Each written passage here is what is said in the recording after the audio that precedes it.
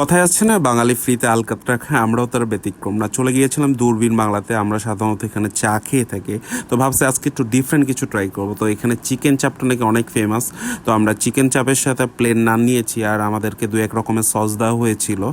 তো আমরা এখন সবাই ট্রাই করব, দেখি এখানকার খাবারটা কেমন। আর সবাই অলরেডি খাওয়া শুরু করে দিয়েছে, তো দেখি ট্রাই করে দেখি কেমন। পার প্রাইস ছিল 180 টাকা করে চিকেন চাপ, আর নানের দাম ছিল 40 টাকা করে পার পিস।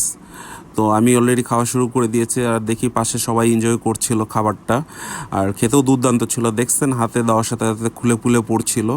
বেশ মজাদার।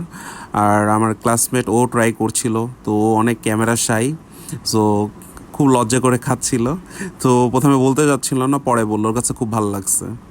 তো অলরেডি সবাই খাওয়ার খুব এনজয় করছিল। পাশে ভাইয়াটাও বলতেছে না, তার কাছে মজা লেগেছে, যদিও সেই ট্রিটটা দিয়েছে আজকে আমাদেরকে। আমরা সব ফ্রেন্ডরা আর কি, ক্লাসমেটরা একসাথে এই মাঝে মাঝে এরকম খাবার খেয়ে থাকি। তো আমি আরেকবার ট্রাই করে দেখি, আমার কাছে তো খুব ভালো লেগেছে, এনজয় করছিলাম খাবারটা। আসলে এখানকার কাবাবটার নাম শুনছিলাম অনেক ভালো, আজকে খাওয়ার পরে বুঝলাম না আসলে এত কেন ভিড় হয়। প্লেসটা আসলেই খুব ভালো একটা প্লেস খাবারের জন্য। আমি বেশ এনজয় করছি সত্যি কথা। আর সাথে ছিল সসটাও অনেক দারুণ।